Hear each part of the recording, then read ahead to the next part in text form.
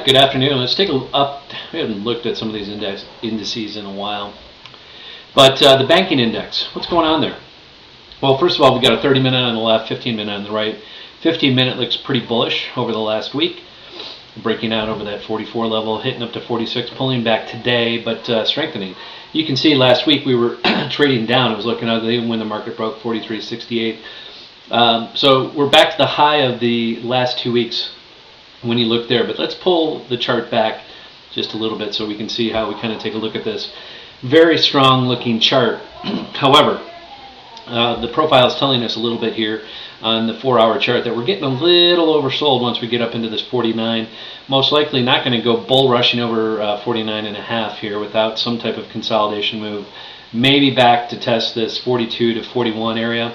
You can see the areas here on the profile. The big area, again, very B-looking chart, which is bullish. So the 4-hour is very bullish. And after we broke out, you can see after we broke out of this $40 level, we were kind of off to the races, and that happened obviously with the rest of the market after the first year. However, let's pull it back 2 more time frames. The daily chart, not so bullish. Again, we're coming up to that breakdown level of last summer when we broke down that 46 level. We just bumped up against it. So this would lead me to believe that we should pull back again to that 40-42 area, somewhere in here. Otherwise, again, we're going to run into some more resistance, 49, and then over that you've got all the way up to 53. But let's look at the weekly real quick, just so you can get, again, a big picture here. Are the banks really looking that strong, even with QE1, 2, the twist program, and QE whatever they're calling it now that the Fed is working on through the process? But 47.54 here, again, we're kind of balanced when you look at the banking chart on the weekly index.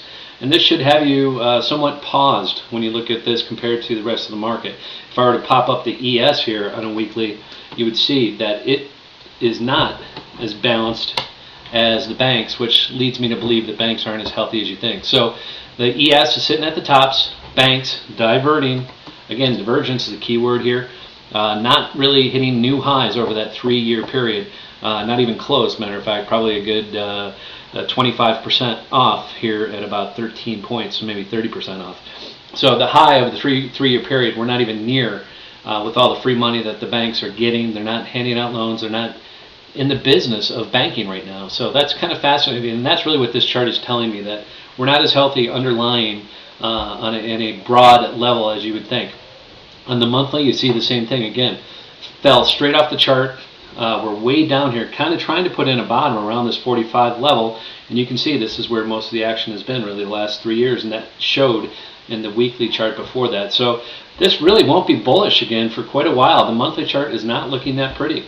We continue to make lower highs over the last 3 years and not making new or haven't made new lows, so we're consolidating, but a lot of work needs to be done here before this is going to really look very healthy to me. The 10-year banking chart, pure horrendous. That's it. We'll talk to you on the other side, and hope you're having a great trading day.